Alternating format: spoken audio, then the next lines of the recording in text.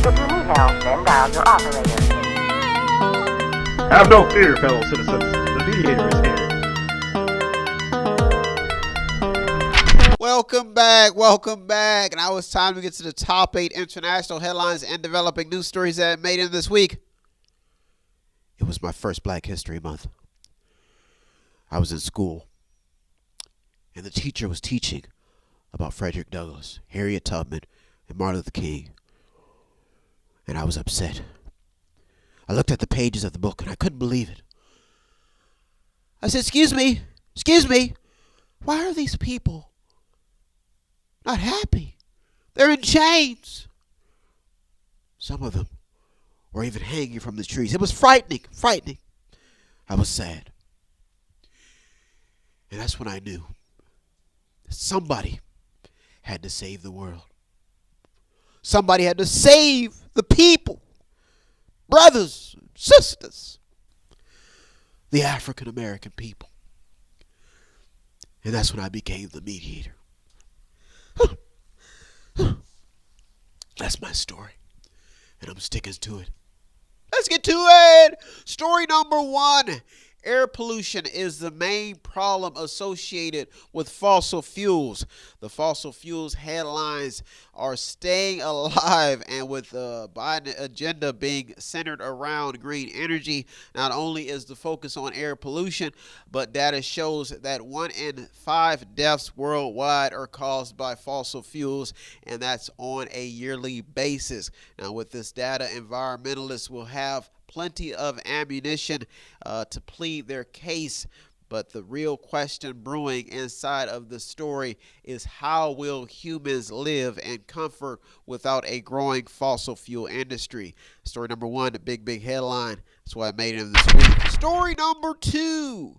Where there is lack of resources, there is women trafficking, abuse, abduction, and starving children. Sad. Sierra Leone is just one of many places having a problem with sex trafficking and abuse against women, period. Now, there is a BBC video that reports in detail on what sex workers are battling with. Goes in detail.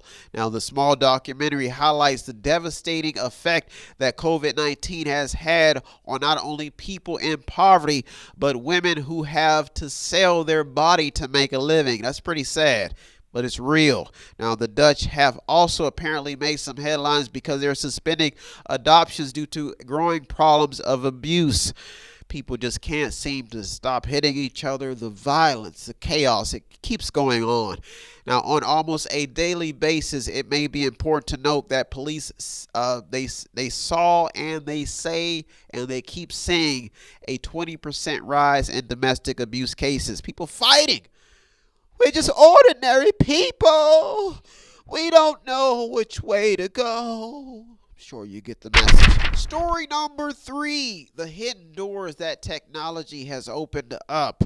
Now, if you have a dark secret, there is a good chance that technology has revealed it to somebody.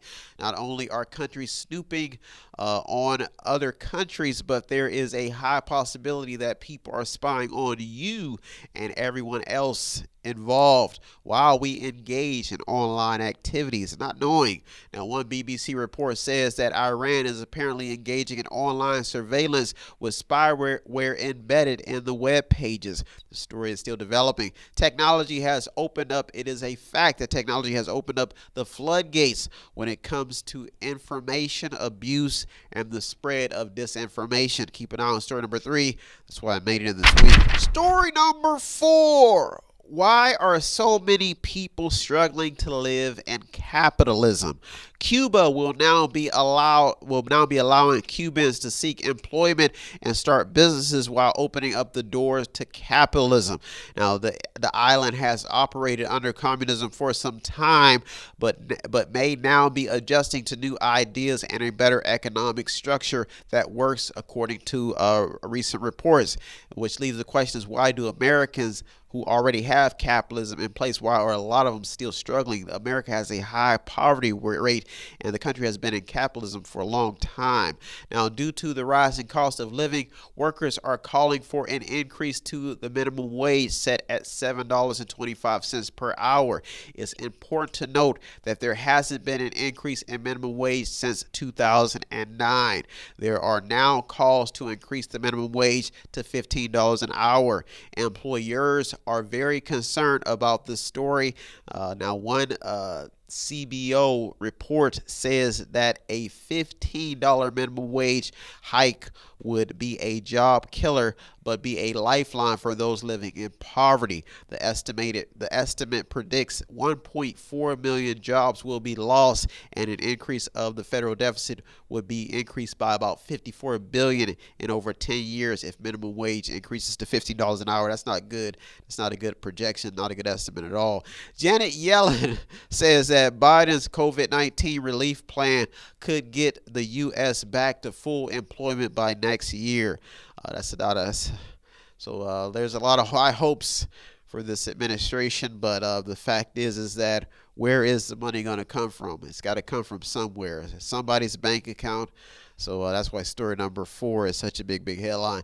A Florida man misused $7.2 million in PPP loans. The USA Today report article, a USA Today article says he used the funds to buy a mansion and 3 luxury cars with his wife. And many are wondering about accountability when it comes to these loans. And if the U.S. is giving this money away, why are so many people suffering? Why do people, when they get money, they don't spend it wisely? I'm sure you understand why story number 4 is so important. Now, how effective, there's another headline. How effective is the child tax credit? That's a big question when we talk about the tax credit on children. Now, one NPR headline points out how Biden plans to expand it, and what it could do once he expands it is it could possibly lift 100 millions of children out of poverty. So story number 4, why are so many people struggling to live in capitalism? Is not only a big headline, but it points out some common sense things like, if there's money in capitalism, how do you ration it out? How do you pay people? How do the rich become richer? How do the poor become poorer, middle class? I'm sure you understand why all this is so confusing. And if capitalism is so bad, why are some other countries trying to turn to capitalism? So story number 4 has its ups and downs, but it really brings to light a lot of things. That's why I made it in this week. But those are our top 4 international headlines and developing news stories that I made in. I'll be right back with the top 4. So don't go anywhere. You're in the Mediator with me, Brian West. I'll be right back. If you want to check out the stories that almost made it in or did make it in, go to our Twitter feed on our website. Check out everything. All of the sources are there. And go to the website. It's method8inc.com.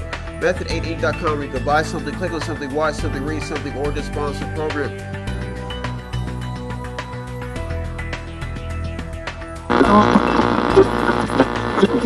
Welcome back. Now it's time to get to the top 4 international headlines and developing news stories that made it this week. I was 16, and I just got off the ship. It was me, Malcolm, Martin, Harriet, Frederick, Emmett, and we were singing songs while picking cotton. The reason that we're here, the reason that we're here, are you in love? And Martin looked at me. He said, I got a dream. I got a dream of Black History Month. Let's make it happen. And I looked at him and I said, we've got to be free. We've got to be free first. And so we came together as a committee, as a body of brothers and sisters. And we reached the mountaintop. And that's how I became the mediator. That's my story. And I'm sticking to it. Let's get to it. Story number 5. Market watchers are afraid of another housing bubble. The COVID-19 pandemic has caused a rapid rise in real estate prices, and home prices are rising everywhere due to low interest rates brought on by evictions and foreclosures. and that's why the story is so important. One CNBC headline reads that developers are buying hotels cheap and turning them into affordable housing. Now, this story not only highlights the bargaining power of those with access capital, but shows how distressed hotels may have no choice but to sell just to keep their own pocketbooks balanced, even when they don't want to. Now, this story could also show a weakness in the housing market when it comes to land and home ownership.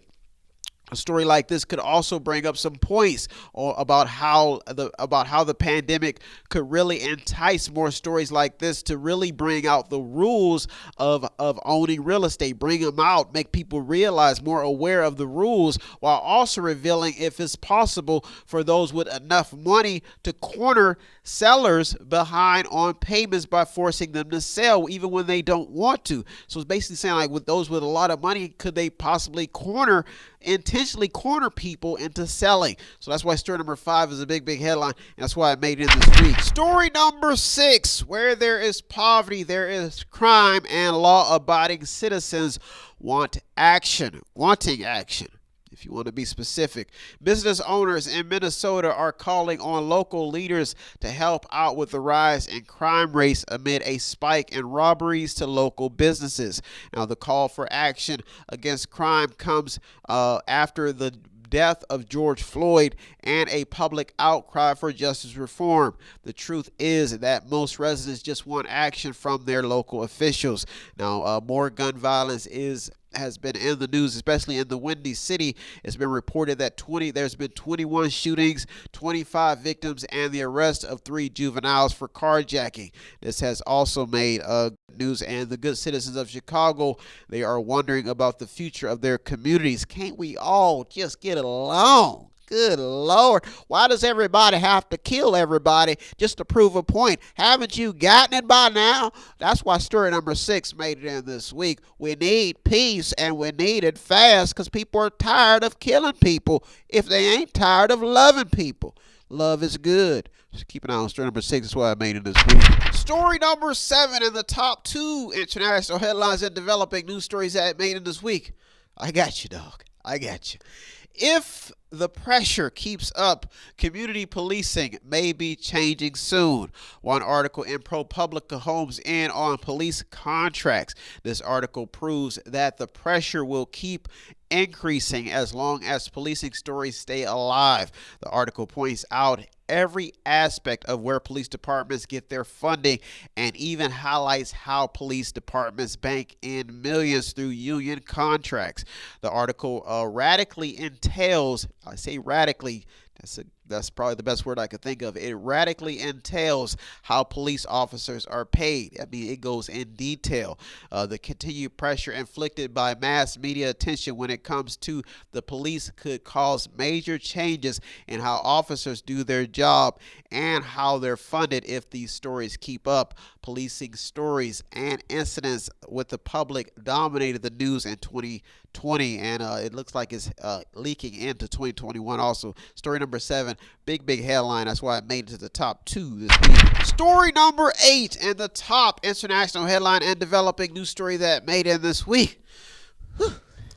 Is America better with a global or independent mentality? It hasn't even been 2 months, and already Joe Biden has overturned most of Trump's actions while in office.